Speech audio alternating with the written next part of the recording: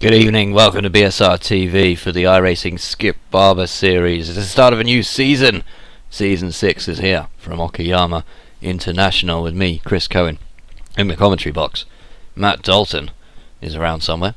Maybe he'll join us at some point as well, which would be rather nice. But nicer than that, in fact, is the prospect of this new season. A lot of familiar faces out there on the track. We've got some new faces as well. Same format as last time round, so 20-minute qualifying session followed by a roughly 30-minute race around this Japanese ex-Formula 1 circuit. And we've lost a couple from last season. Blake Townend is not in the championship, I do not believe, this time round. He has gone on to greener pastures.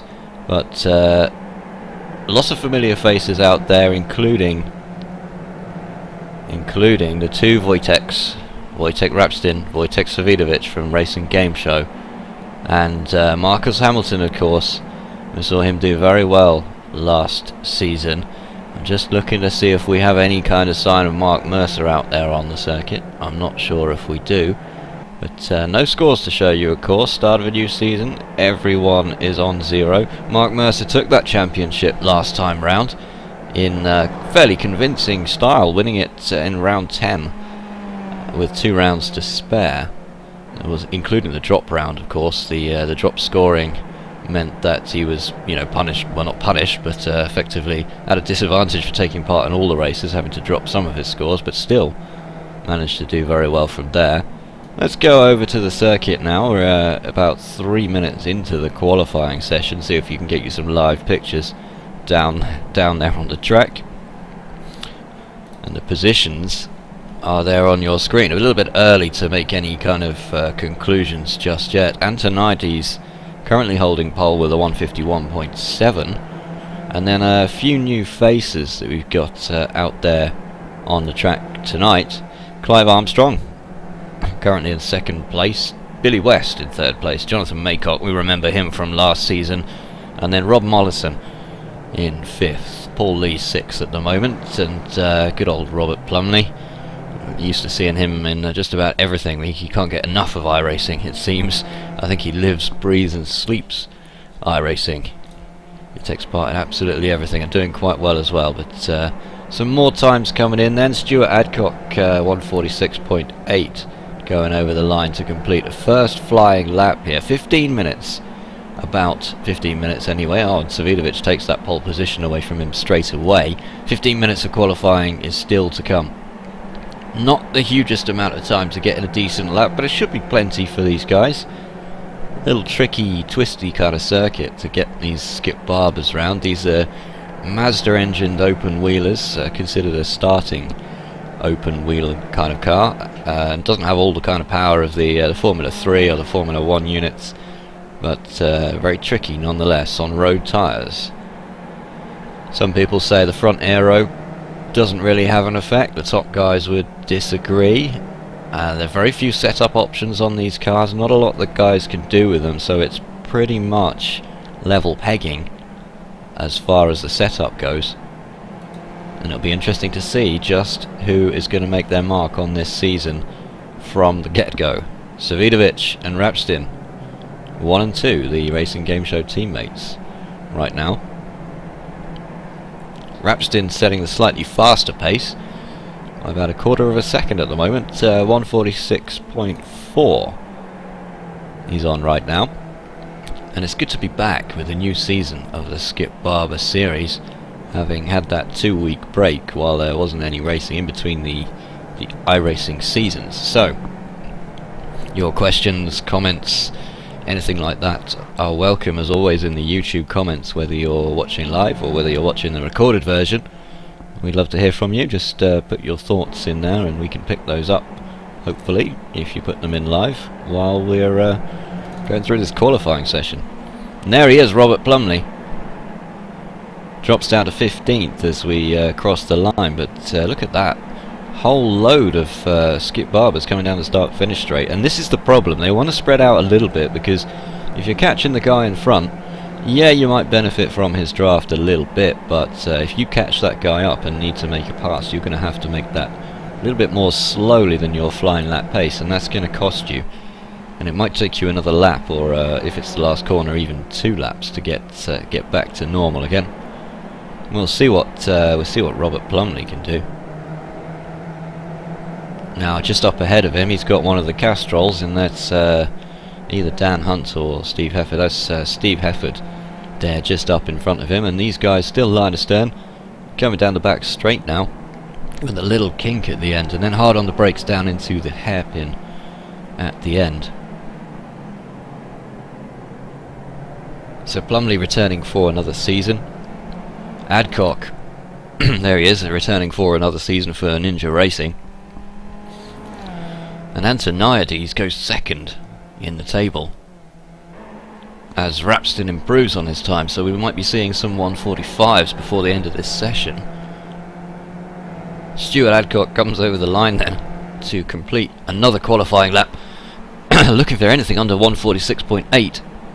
Not going to get it, misses out by 1/10 of a second that time around. And then let's go back to Robert Plumley for a moment, because, well, I think he's binned this lap. He's coming round the very outside of these corners, letting the other cars go, so he'll just speed that one back up. That's not even Robert Plumley, is it? It's a very similar coloured car. Apologies. That's Robert Plumley over the line, 147.2. It's good enough for 13th at this stage. That'll keep him going.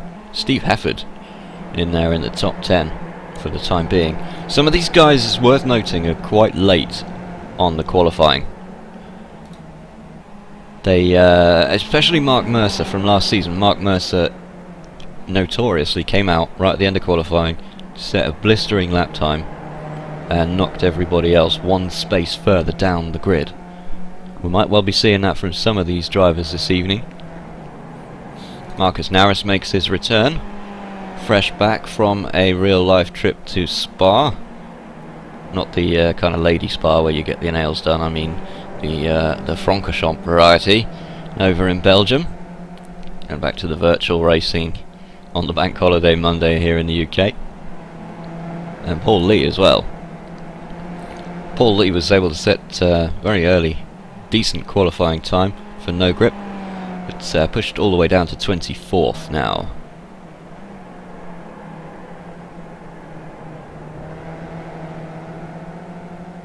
Jonathan Maycock is just coming over the line here, 146.8 to beat in that Club 100 racing machine. It's in the 147s this time round, as the scoreboard just decides what lap time to show. Glad it's finally caught up. That's going to knock him down to 7th place.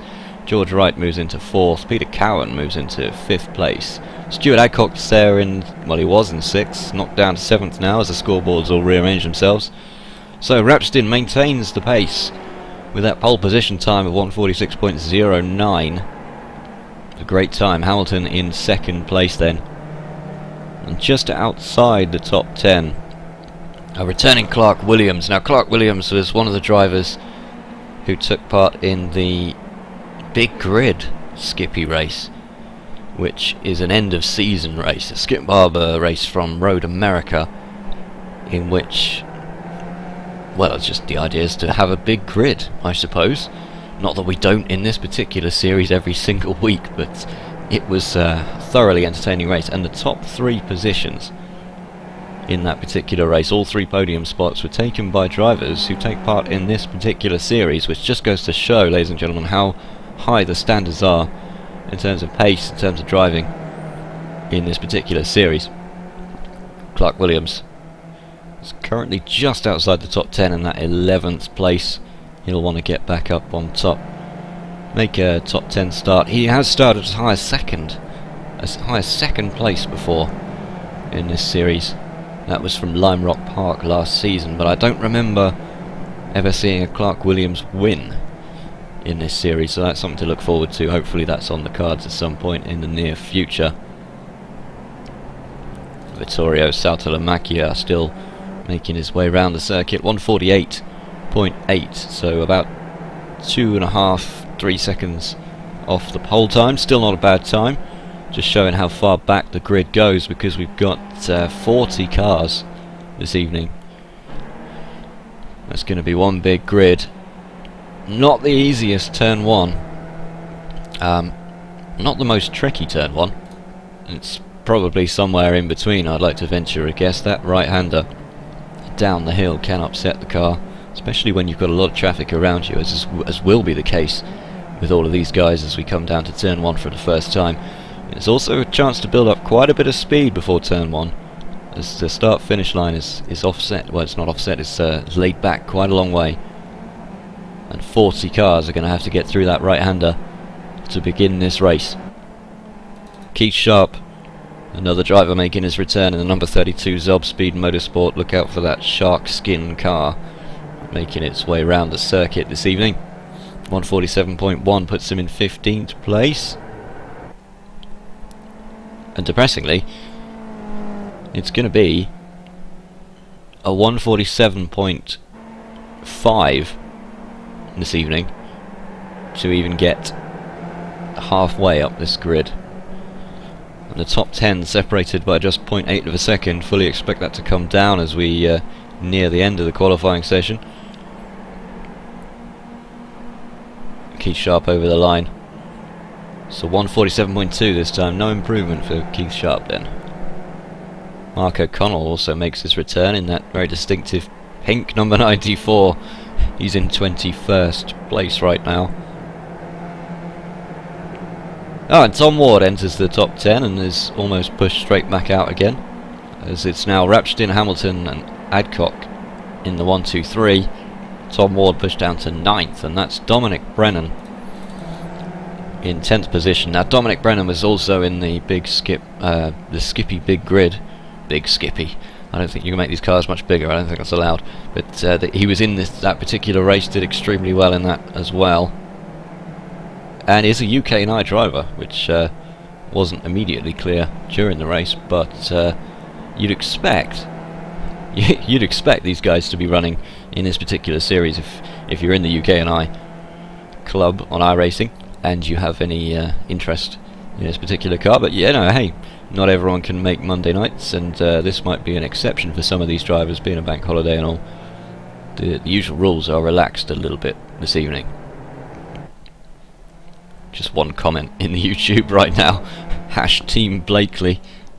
And let's see if we can find Ashley Blakely out there on the circuit. There he is, the number 92.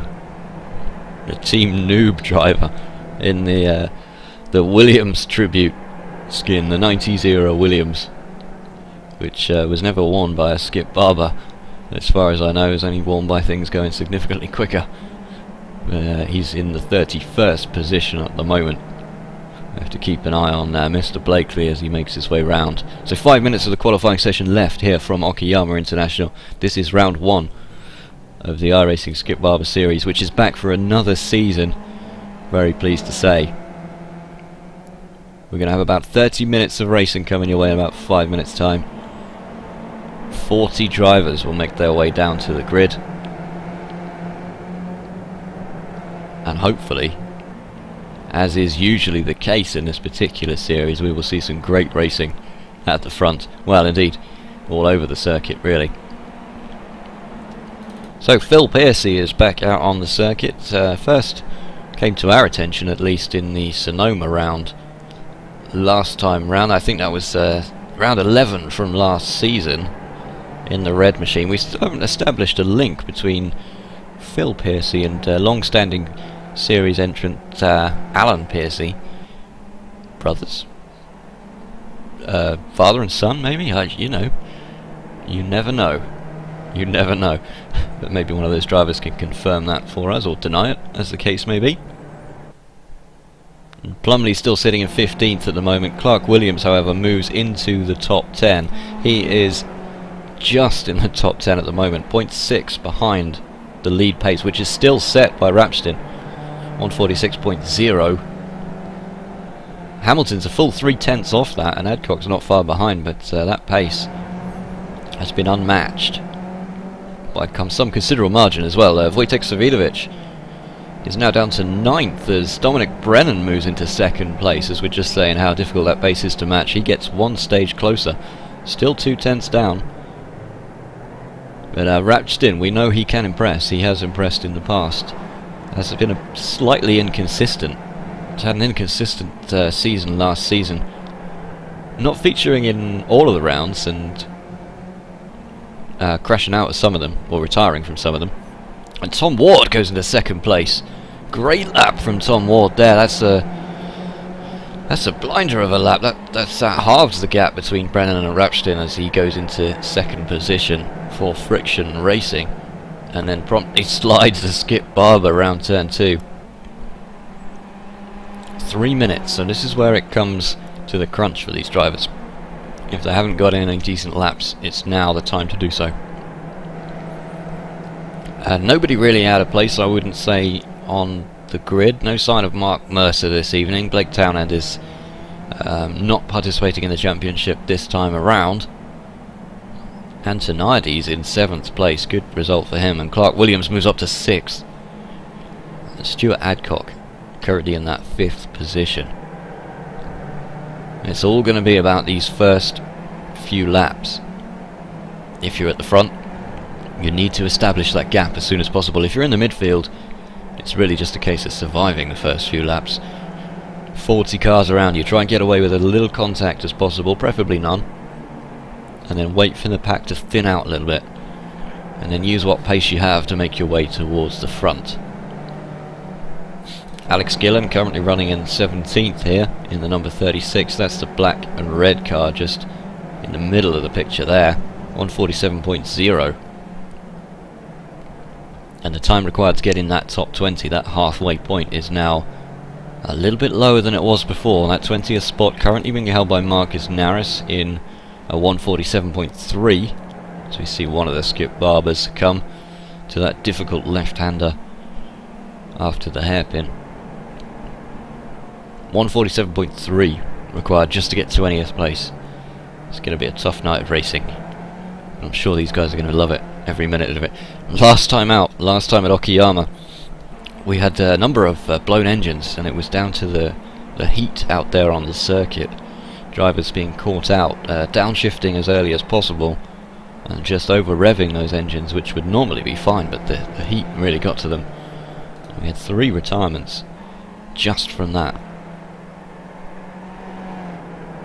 We'll have to see if that's the case this time round. Hopefully it won't be. I don't want to see any big retirements as a result of engine failure. That's never fun. We saw a few at Bathurst last season as well, which is never a good thing.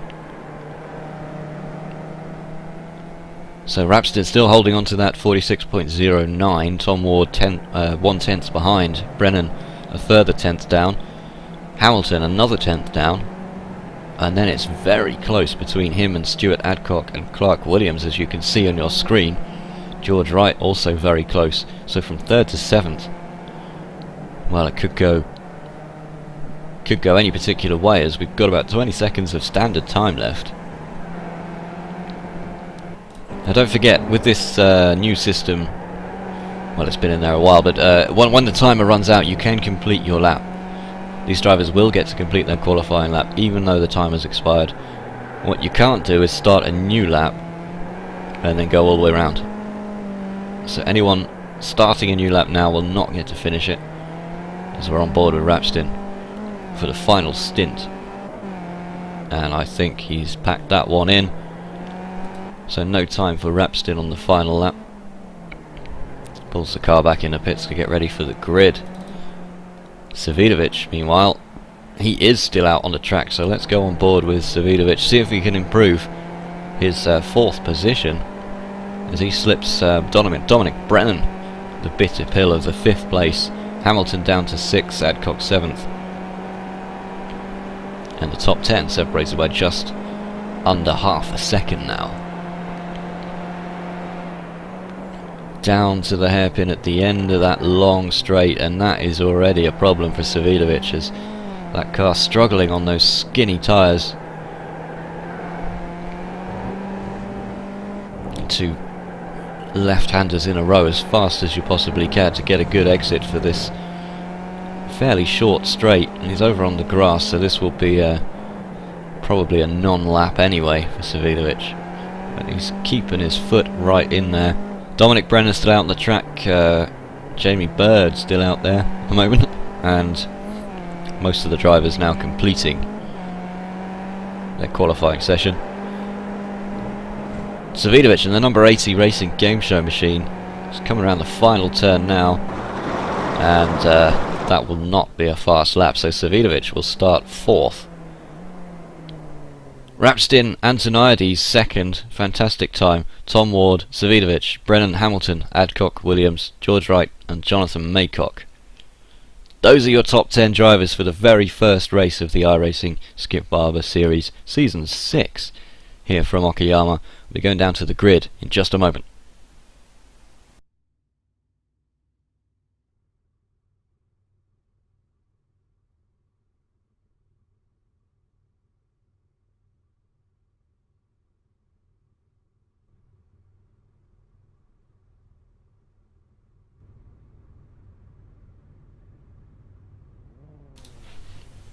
That's what the grid looks like here from Okayama.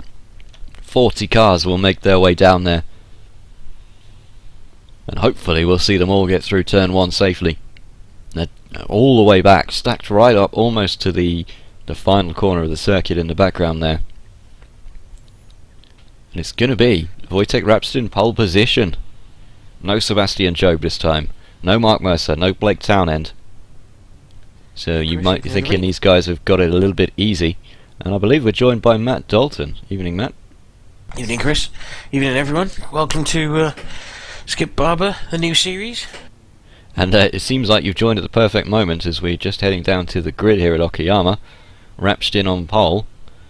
And Antoniades right up there in the mix as well.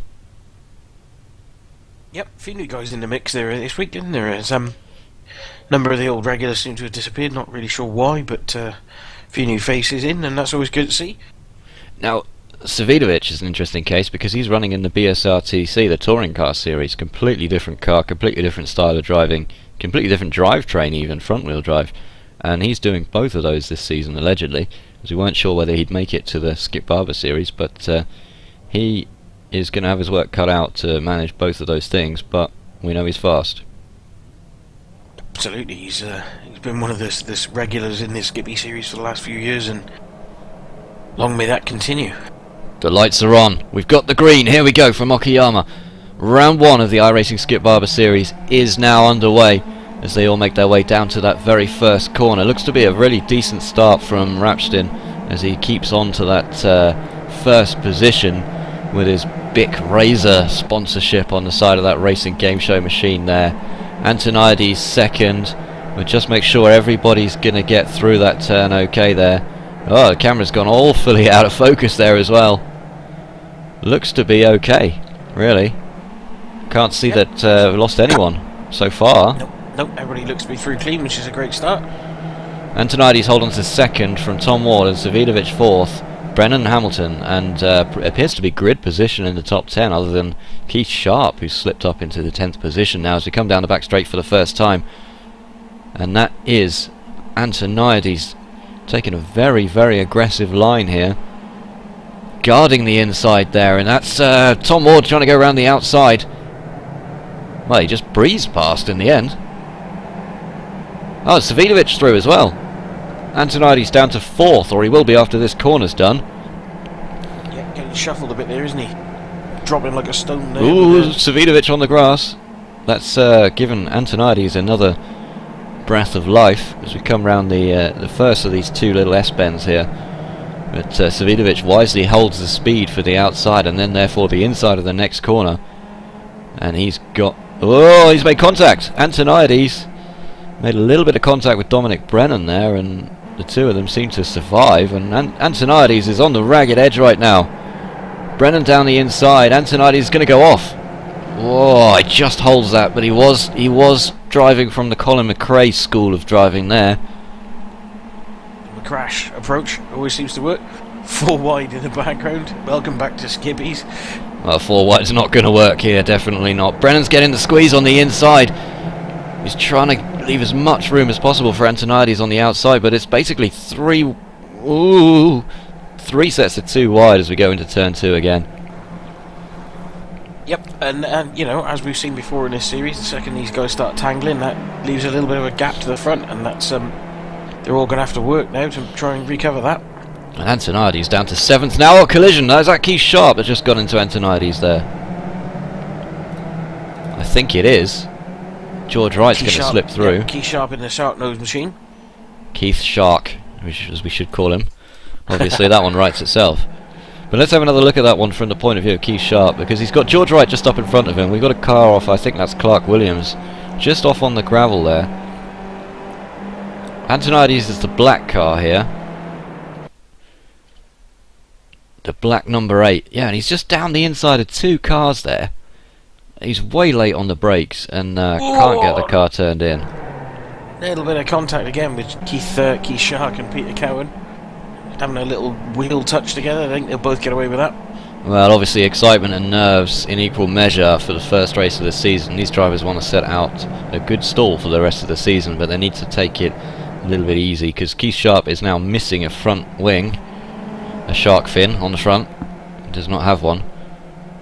But George Wright up to 7th position already. Oh, and we got a car in the pits. That's Antoniades.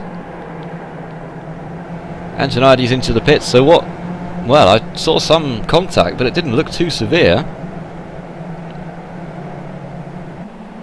Yeah, not sure if that's just a graphical glitch for Keith Sharp or not. Just, it doesn't seem to be slowing him too much.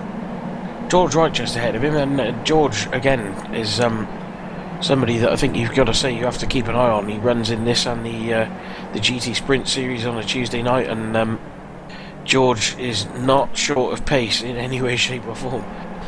No, he seems to be fast but inconsistent in anything he drives, but we'll see. Took those 2 podiums, as you say, in the GT Sprint. Didn't do so well in the BSRTC, but 7th place right now. And just getting some confirmation there from the YouTube comments, thanks to Alan Piercy, who says he didn't quite get back in time to join the race this evening, so he's not taking part.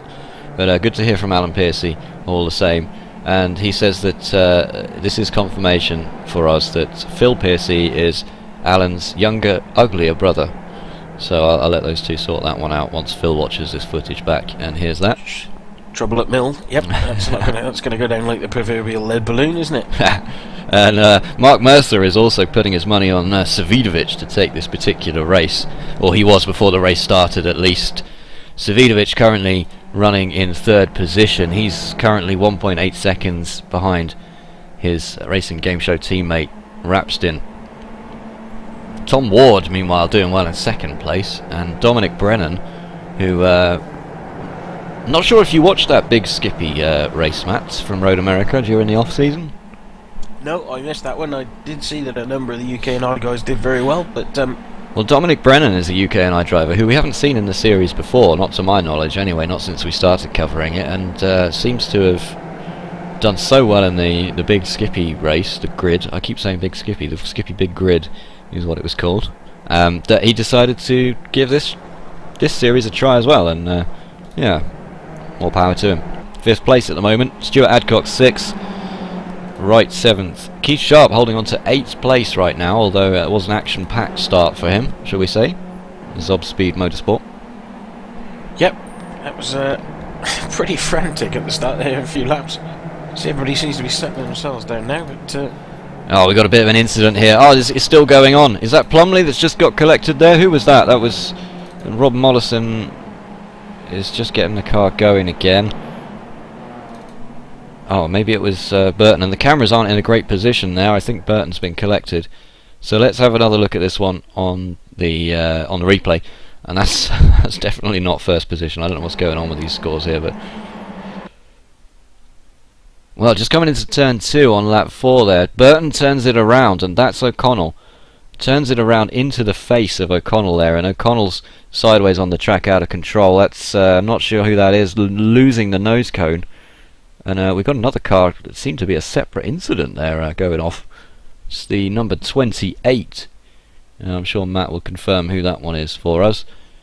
But Burton kind of stranded in the middle of the track there, unable to get the car out of the way, and takes a few guys out in actual fact. The 28 is Luke Ridgway. So Luke Ridgway, not sure if that was a separate incident or whether Ridgway was taking a strange line to avoid trouble.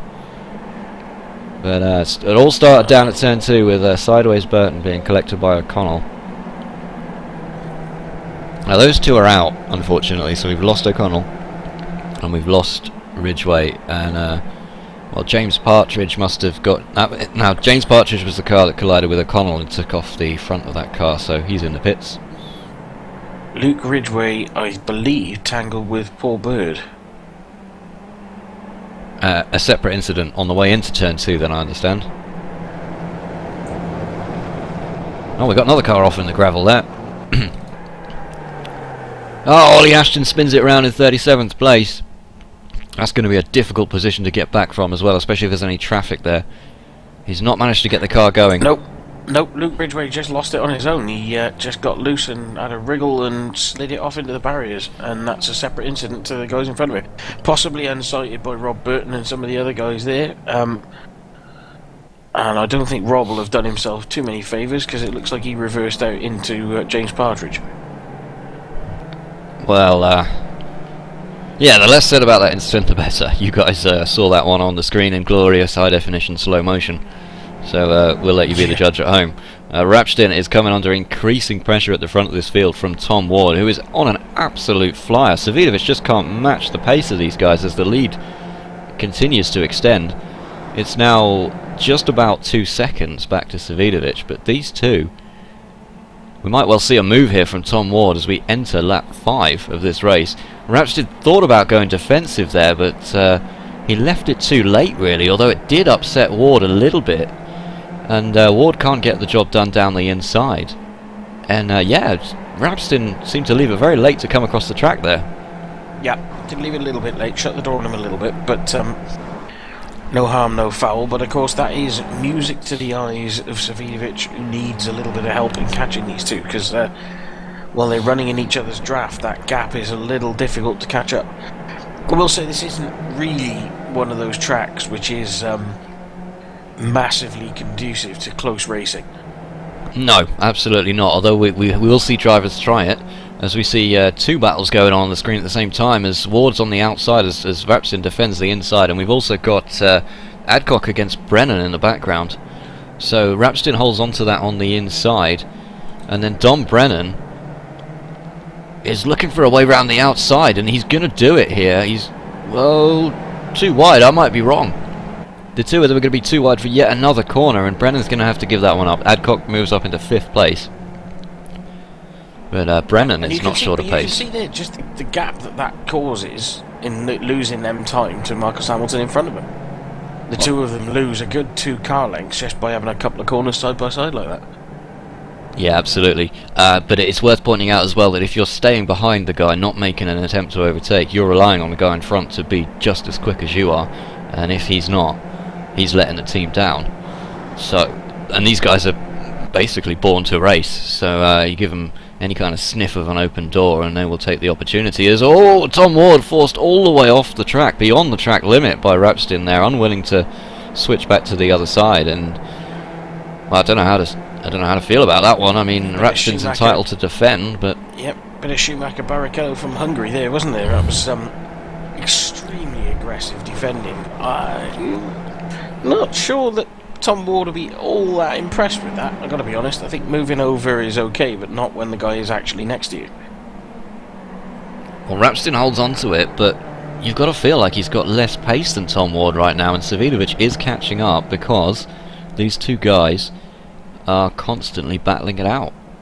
Yeah, well, Tom Ward's last lap was at 47.1 and Savidovic did a 46.5 behind him, so that will inevitably diminish that gap a lot.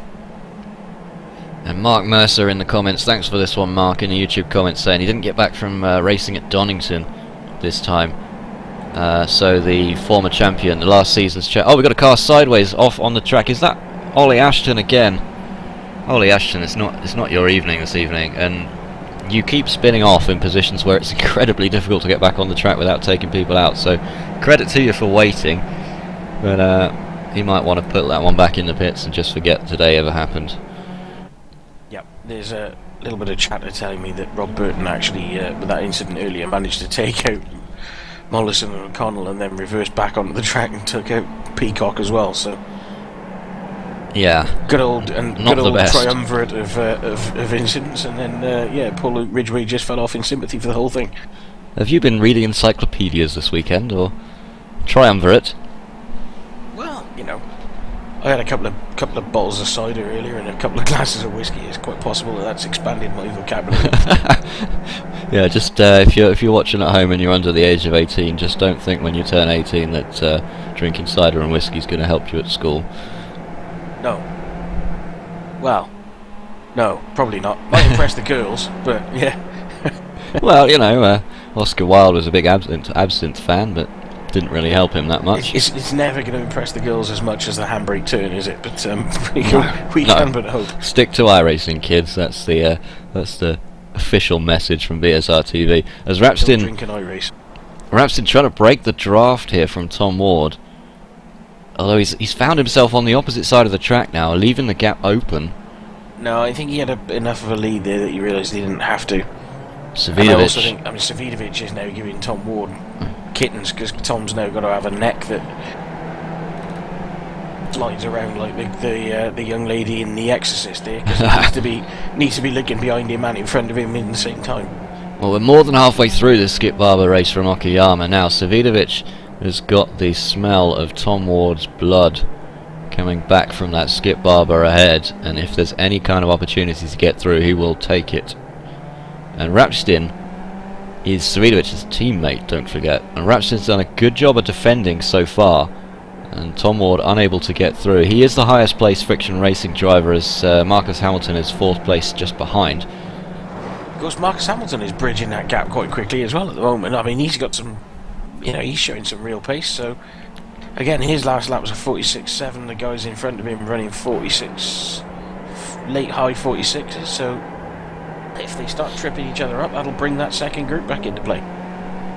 Start tripping each other up. It certainly will bring them back into play, as Ward gets a little bit wide on turn 2. Might just runs off onto the gravel, into the kitty litter just a little bit. But Savidovic right behind Tom Ward now. He's going to have to go around the long way if he wants to make it work down here. Can't get it done, but he'll cut back for the good exit. And this draft, how much of this draft will come into play? Because it's not the longest straight in the world. It's not. It might be enough to give you a little bit of a run, but it's not, as you said, it's not the longest straight in the world. So, well, Tom Ward very slow to get across the track to defend as well, and Savidovic having none of it, switching back to the other side. He will try and go around the outside here, mark my words, because it will give him the inside for the next corner. Can't get it done. Tom Ward moves across to cover that line with his car, and the number 80 of Savidovic will probably be getting a little bit more frustrated. Savidovic with clearly the best accent in iRacing, by the way. It's a mix of Irish and Polish accent, which is absolutely brilliant to listen to. So when he's whenever we get the chance to talk to him on BSR TV, we most certainly take the opportunity. But yeah, great guy, and really fast as well in the Skip Barber. He's won it before, and he's fast in the touring cars as well, to be honest. He is. It wouldn't surprise me. He's one of those guys who is just quick in everything. And another one of those guys is George Wright, by the look of it. Yep, George Wright, and this group behind you with George Wright is having a cracking little scrap. Alex Gillen, Keith Sharp giving each other a little bit of elbows just now. Not entirely sure Keith is all that impressed with it, but still. Well, after early problems for Keith Sharp, he seems to be doing pretty well to hold that car together. Just looking to make the defence of that position a bit easier, but he's going to lose it now to Clive Armstrong. So we see a few drivers coming across the track, but that's something you really need to decide on quite early on the straight. You don't want to make a move just as you're going in the braking zone to move across the track there. You want to get that done on your corner exit. Let the guy know you're going to defend it, make him go the long way round. Quick shout out, Clark Williams P16. Last couple of rounds of the last couple of seasons, he's been a bit further towards the front, and that's strange to see him back there. Well, it's possible we've had some kind of incident with Clark Williams, because he does often show more pace than that. Although his lap times are quite consistent with the position he's in, but it might just be because he's behind the 23 of Ollie Peacock right now. Ollie Peacock's a new face as well. I don't think we've seen him around, have we? Well, you'd struggle to miss him. big and purple. Yep, he's got the peacock coloured car as well. Also, quick shout out to Marcus Narris as well in P18. This is the longest I've seen Marcus go in a Skip Barber race without losing his temper, so good lad. Running 18th right now, and we were talking about Marcus before as being the middle of the grid, being enough pace to get into the top 20 just about, and how difficult it is to break into the top 20 here. He's got Bobby West just up in front of him, Jamie Bird behind, and Jonas van der Werke, if that's at all anything like how you say it in the... Sorry. Well, you give it a go. That's the old theme tune from Van der Valk, isn't it? Shocking. Yeah, terrible. Had a beer. Terrible. Welshman's had a beer. Out comes the songbook. Yeah, there's a cracking little battles up and down the pitch. Just trying to see that huge scrap with Plumley and Rob Green, Armstrong, Sharp, and Alex Gillen seems to have broken into 2 packs. No, Keith Sharp's gone off. I'll tell you what, Robert Plumley just seems to be getting quicker and quicker. He ran in absolutely every series under the sun at iRacing, and wasn't the greatest, was by no means the worst, but now is genuinely contending. He could easily be in the top 10 here. And I think it's fair to say with Plumbers, he is a bit of the jack of all trades, isn't he? Because he does, that's the thing, he does run every single series going. And he does seem to broadcast every single stream and every single series going on YouTube, and manages to fit in a bit of MXGP, the game, and some other stuff as well. Yeah, he's got the most prolific YouTube releases that I've ever seen. Some genuine, true motor racing fans here on the Skip Barber series and on the other series that we run. A lot of these drivers do broadcast themselves these days. We like to think that we're a little bit more entertaining with the live commentary, but by no means a diss to anyone who wants to watch the onboard cockpit footage, because that's highly entertaining as well, especially when something bad happens to poor old Rob. But yes, he broadcasts. He's certainly passionate, isn't he? Yes. Yeah, indeed, and the same with Matt Malone and Mark Hewitt and those guys that do that as well, and probably a whole load more that I'm not talking about that are in there as well. But back to the front for just a moment, because Savidovic has got the jump on Tom Ward. He's got the job done, and we've just missed that, so apologies for talking absolute rubbish while that has going on. But Tom Ward not giving this one up. No, Tom is like a dog with a bone. I'm not entirely sure he's going to be all that impressed with the defendant from Rapstin earlier, so whether he's just thinking to himself at the minute he's going to let the teammates have a little fight, and I think the best thing he could do for now is to ride shotgun a little bit. Yeah. Let Savidovic get up to the back of Rapstin and then make a move, but then, we've seen before, these guys in this series are not entirely all that good at thinking things through, are they? No, they think with their right foot. Yeah. Yeah, well, that seems to be the case anyway, and we've seen Tom Ward almost poking the gearbox out of Savidovic's car with the nose of that Skip Barber, and he is not given up at all. And Hamilton is now 1.8 behind these guys, so their little scrap hasn't really cost them enough time for Hamilton to catch this up, and 3 laps to go. Doesn't look like it will, although I could be wrong. And the question for me is, will Savidovic try and get the win here? Now that'll be the interesting thing to find out, because Savidovic is currently just half a second behind Rapstin. You can see him just up in the front, but now these guys are teammates, and to take a 1-2 at this early stage of take a 1-2 at the early stage of the season would be fantastic for both of them. But Savidovic will feel like he wants to be on top, especially with the absence of Mark Mercer. Give him a good chance to take some good points here early on, but you never know. If they battle it out and they leave a door open, Tom Ward might just slip through and take the win. Yep, it's certainly on. It seems to be a bit Linus. It's not the greatest track in the world, is it? It's very point squared. Well, I do think then straight, then another hairpin, then a 90-degree left-hander with another 90-degree. I don't think they had that much imagination when they were drawing the track up, did they? He quite clearly had a protractor and a ruler. Well, you know, in actual fact, it does produce some good racing. Not the best racing on iRacing, definitely, but some great racing. It seems to be just a product of the series, and some of it's the circuit itself. But there's not enough long straights really to produce great draft, and there are a lot of very slow corners on this track, which you'd think would produce side-by-side racing, but very difficult to get through a hairpin side-by-side and maintain the pace. Alex Gillen down to 8th, and George Wright's on the move here. Savidovic is blown. Savidovic's engine is gone, and that's what I was saying before this race has started.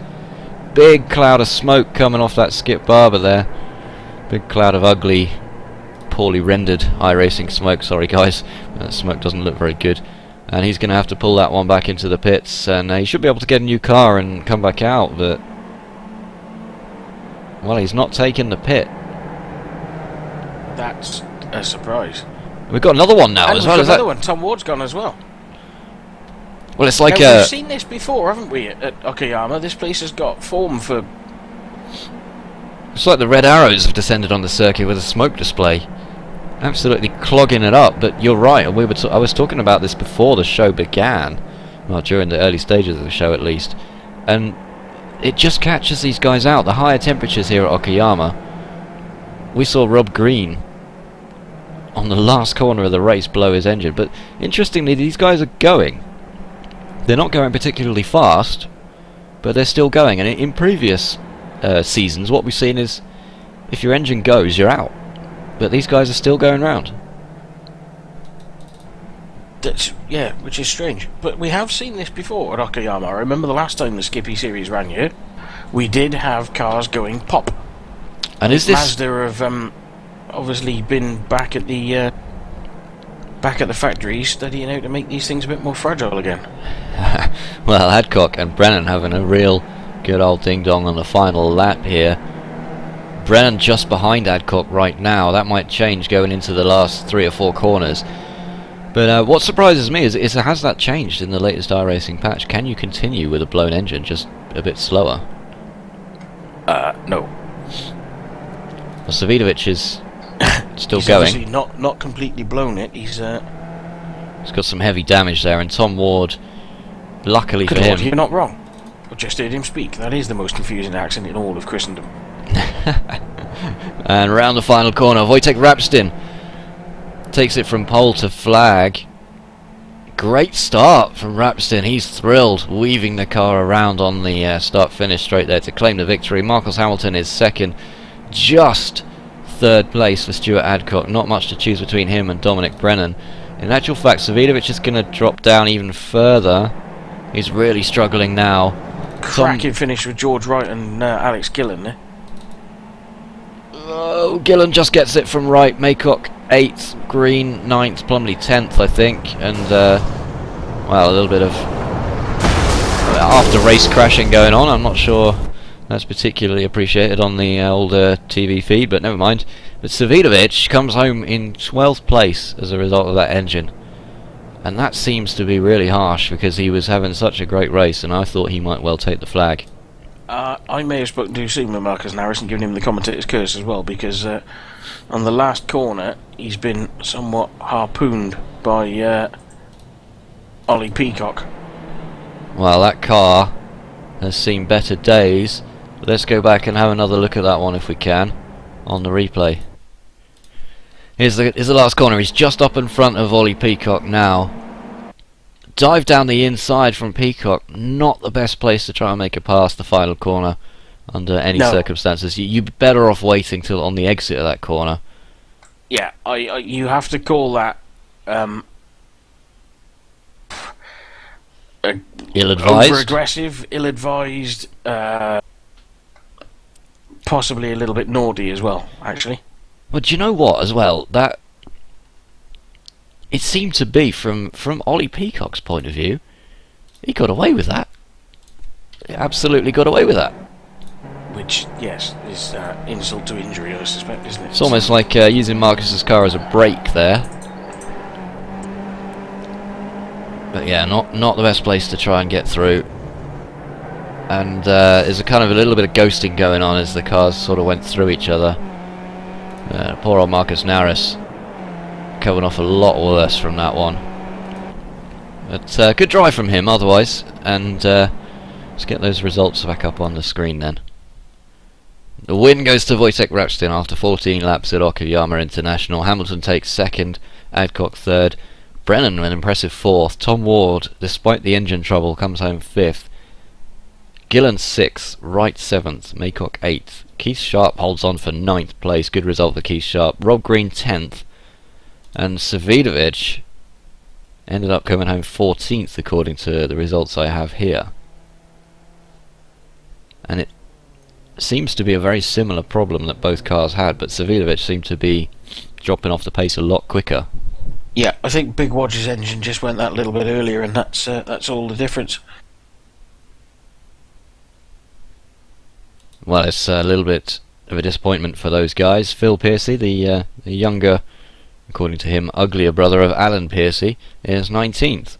So a good result there. Bobby West, first time I've seen him out as well, 20th place.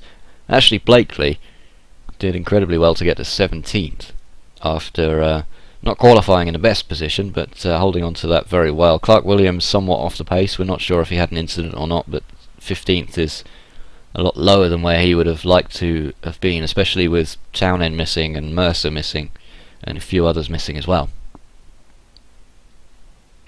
Yeah, it's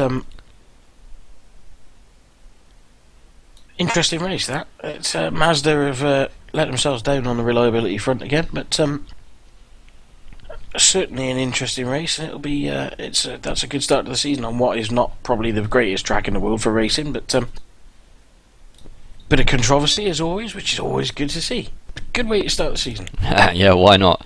Let's have a quick word with Steve Hefford, who's always good for a chat after the race. Well, normally anyway. You there, Steve? Certainly am, Chris. Thanks for joining us. That was a very interesting race, to put it mildly. How was that for you? Yeah, it started off okay. Just went downhill from there on, really. Well, we saw you in the top 10 on the qualifying pace early on, but unable to stay there. But still fairly high on the grid.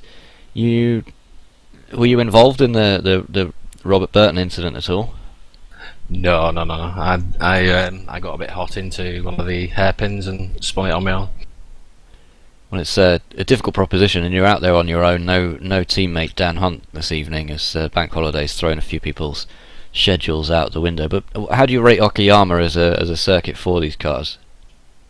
Before the race, I was quite looking forward to it, to be honest, because I like the car moving around underneath me, and it's a very, very slippy track and a slippy car to drive around, so it kind of suited me and I'd done well. But come the race in a bit of traffic, it only takes one mistake and game over. Well, not entirely game over. At 27th place according to our score sheet, so a long way from the back of the grid at least, and just behind Antoniades, who got himself into trouble after a really good qualifying session. But we saw a few drivers blow their engines, and they managed to finish. Tom Ward and Savidovic losing engines there. But is that ever really a threat for you? No, not for me, to be honest. I suppose it depends on your driving style, and I use the gears to slow the car down. I don't. I use the brakes. Well, we were saying before, some people like to drive with their right foot firmly planted, shall we say. But the Castrol team doing pretty well last season, not running at the front by any standards, but sticking in there the entire season. So what's the hopes for this season? I think Dan's packed it in, to be honest, so I'm on my own this season.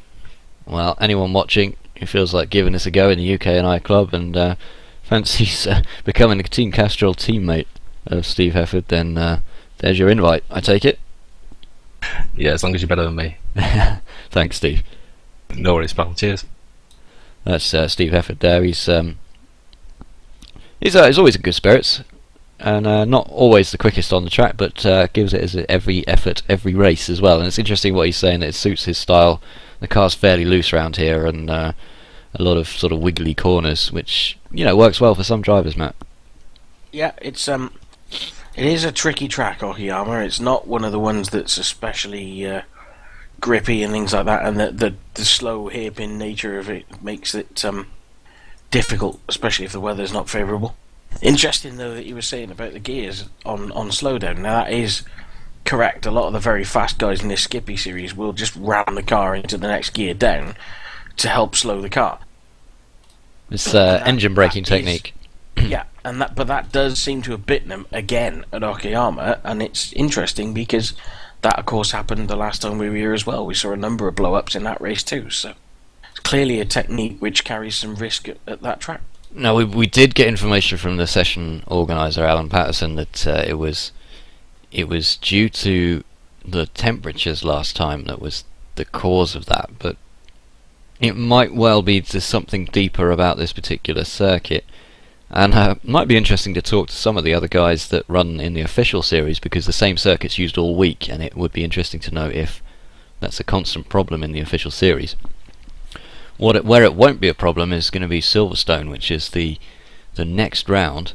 It's not the full Silverstone circuit. We're going to have 19 laps around the Silverstone southern layout, and that should be an interesting proposition, totally different to Okayama as well. Not a layout I'm massively familiar with, I've got to be honest with you. No, the same. But the shorter Silverstone layouts tend to be very, very thrilling to watch because of the short lap times, and generally Silverstone has a lot of straights, so possible to get some good drafting there. Also a very wide circuit, lots of overtaking opportunities. Not like say Bathurst, where you've got half the lap where you'd be suicidal to overtake. And it should be a good prospect for some of these guys next week. Yep, should be a real belter, and any track that's a little quicker is always going to make the racing more exciting, so hopefully everybody who watches will tune in and come along and watch. Yeah, well, that's going to be the same time next week, 8:40 PM, round 2 from Silverstone. The next chance you can see BSR TV in action will be tomorrow night with the GT Sprint Cup. That's the BMW Z4, the McLaren, and the Rough RT 12R, and that's going to be from 8:15 tomorrow evening, live once again here on BSR TV. George Wright took first and second from the last 2 races. Be interesting to see what he can do this time round. And the British Sim Racers Touring Car Championship, the BSRTC, will return Thursday from 8:15 PM. 3 more races to come from that particular series. And I got to say, on a personal note, I'm rather looking forward to tomorrow as well. And you're running in the Sprint Cup tomorrow? I am, and I've actually done some practice. I've put some effort in. I've even brushed off the old telemetry and stuff, and had a look at doing some setup work as well. So. And you're hopeful for that one? Go, setting myself up for an enormous fall. I am. Yeah, I think the Z4 seems to be a car that I get on with. The Rough as well, especially in the GT3. So I'm really looking forward to that, and hoping for some good results tomorrow. Had a solid start last week, so. Well, I wish you the best. And if you want to see any more BSR TV commentators in action, we've seen one this evening in the form of Marcus Narris, but we could see another one possibly quite high up the standings by the sound of the confidence coming out of Matt Dalton right now. Well, yeah, I managed to pick up. Well, we appear to have lost him mid-sentence there. Sorry, yeah, I don't know what's going on there. My button's being weird. No, I managed to pick up my first win in the officials this week as well, so confidence is high at the moment. Well, that is tomorrow from 8:15 PM, and it's a double race, so 2 25-minute races, rolling starts from. That's the bit where you say where we're racing. Watkins Glen Classic Boot, I believe.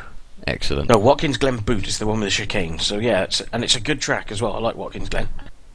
Very fast-flowing circuit, plenty of draft opportunity. Yep. And thanks very much for tuning in this evening, and we hope to see you again in the near future. Cheers, Matt. Cheers, Chris. Cheers, everybody.